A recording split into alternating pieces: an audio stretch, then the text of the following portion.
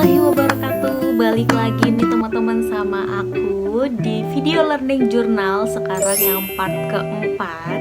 Gak kerasa banget nih pertemuan mata kuliah dokumenter.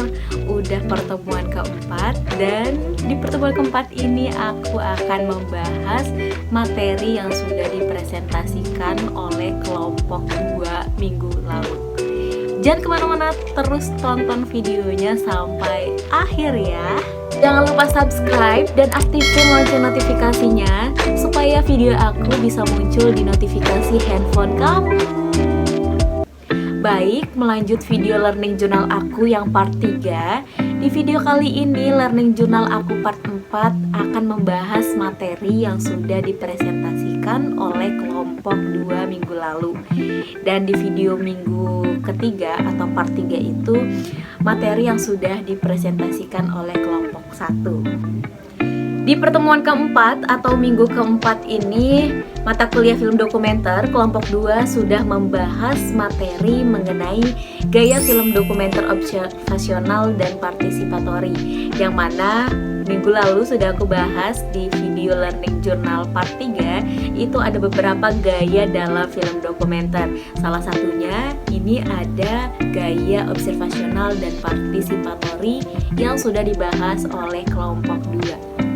Nah, perlu teman-teman ketahui bahwasanya gaya film dokumenter observasional ini adalah film dokumenter dengan tipe yang menekankan kepada keterlibatan subjeknya secara langsung pada kehidupan sehari-hari dan momen-momen yang spontan yang diabadikan menggunakan gaya observasional.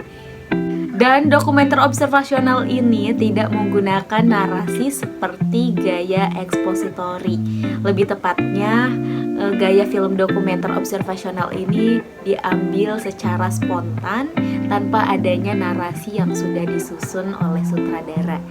Kekuatan dokumenter gaya ini adalah pada kesabaran si pembuat filmnya loh teman-teman.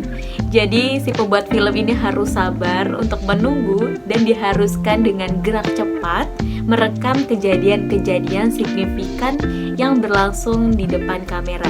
Jadi si pembuat film ini harus merekam secara cepat nih yang ada di depannya, karena gaya film dokumenter observasional ini menggunakan gaya yang spontan.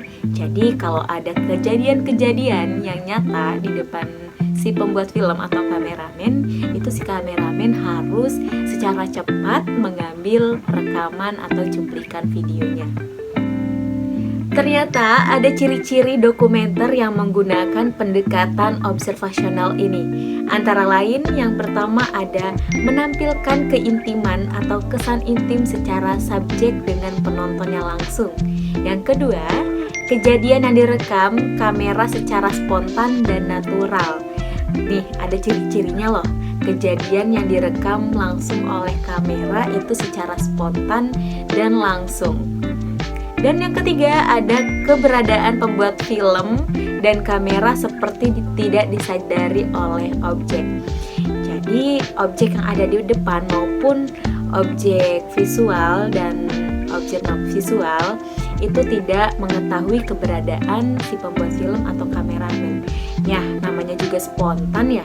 Jadi gak ada yang tahu ada syuting ataupun ada pengambilan cuplikan video dan rekaman. Jadi yang ada di depan kita itu gak bakal tahu kalau ternyata kita lagi direkam loh sama kameramen. Nah, yang keempat, memberikan kesempatan kepada penonton untuk menyusun logika sendiri. Teman-teman tahu nggak sih apa maksudnya dari memberikan kesempatan kepada penonton untuk menyusun logikanya sendiri? Maksud dari ciri yang keempat ini, penonton harus menyusun logikanya secara sendiri. Karena film gaya observasional ini merupakan film yang diambil secara spontan tanpa adanya narasi. Mengapa penonton harus menyusun logikanya sendiri? Ya karena tadi film gaya observasional ini tidak menggunakan narasi. Jadi penonton tidak tahu seperti apa narasinya dalam cuplikan-cuplikan video tersebut. Maka dari itu ada ciri yang keempat ini, memberikan kesempatan kepada penonton untuk menyusun logikanya secara sendiri. Seperti itu teman-teman ciri-ciri dari pendekatan gaya observasional ini. Pengertian secara singkat tadi sudah, ciri-ciri pun sudah. Sekarang apa ya tujuan dari gaya film observasional ini? Perekaman film dokumenter dengan gaya observasional ini bertujuan untuk menghasilkan suatu film dokumenter yang alami. Tanpa adanya narasi, membuat penonton berkesempatan untuk menyusun logikanya sendiri setelah melihat adegan yang terpampang di layar. Jadi, gaya film dokumenter observasional ini bertujuan membuat penonton menjadi berpikir menggunakan logikanya sendiri dengan hasil-hasil video yang sudah disediakan dan dibuat dengan gaya film observasional. Seperti itu teman-teman tujuan, ciri-ciri, dan pengertian singkat gaya film observasional. Nah, oke, itu tadi penjelasan materi mengenai gaya film dokumenter observasional. Biar materinya nggak ngambang ataupun terbayang-bayang dan belum mengerti atau paham, aku akan nunjukin cuplikan video yang menggunakan gaya observasional. Check it out!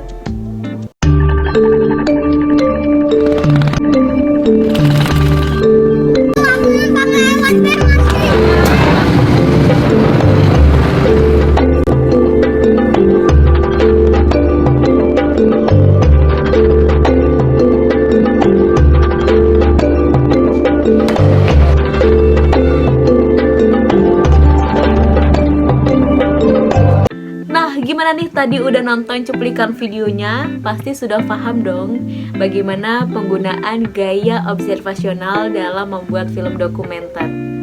Tadi dalam cuplikan videonya, film tersebut menggunakan gaya observasional, yang dimana pengambilan cuplikan-cuplikan videonya secara spontan dan tidak tersusun, jadi random gitu. Spontan yang ada di depan di video, diambil cuplikannya, direkam secara spontan. Itu merupakan gaya observasional. Nah, oke, itu tadi pembahasan mengenai gaya observasional. Sekarang aku akan membahas sedikit mengenai gaya partisipatori yang digunakan dalam pembuatan film dokumenter. Jenis dokumenter ini menunjukkan bagaimana hadirnya pembuat film. Hadirnya pembuat film di tengah kelompok bisa berpengaruh sehingga situasi dapat berubah dari kenyataan yang sedang direkam pada saat itu.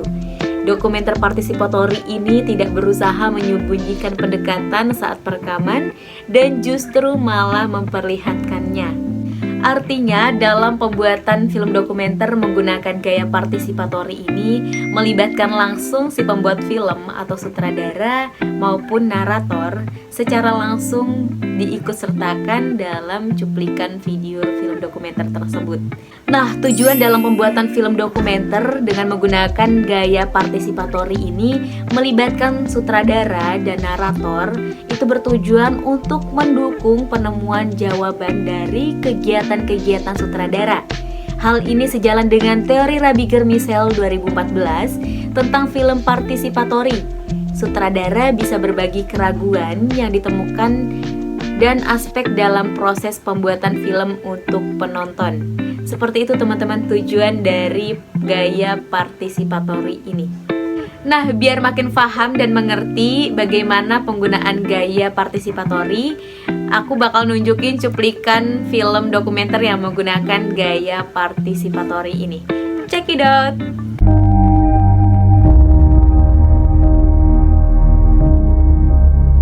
Dengan ibu siapa Bu namanya? Ibu Arpani. Ibu Arpani. Arpani. Asli mana Bu? Magetan. Oh, asli Magetan. Iya. Berarti di sini merantau ya Bu? Nah, Merantau. Oh, sudah berkeluarga Bu? sudah. Nah, gimana nih teman-teman? Udah makin paham dan mengerti kan materi yang dibahas pada video kali ini? Itu tadi cuplikan film yang menggunakan gaya partisipatori, menampilkan cuplikan yang melibatkan sutradaranya langsung, naratornya langsung, atau bahkan wartawan yang mewawancarai narasumbernya secara langsung. Seperti itu penggunaan gaya partisipatori dalam pembuatan film. Oke, itu tadi materi yang kelompok 2 sudah presentasikan dan aku ulas lagi secara singkat. Mudah-mudahan yang nonton video ini dapat mengerti dan paham serta dapat bermanfaat. Jangan bosen-bosen untuk tonton videonya karena minggu depan aku akan membahas materi mengenai film dokumenter puitis dan reflektif. Jangan kemana-mana, tonton terus videonya nanti di next week. Happy holiday semuanya. Wassalamualaikum warahmatullahi wabarakatuh.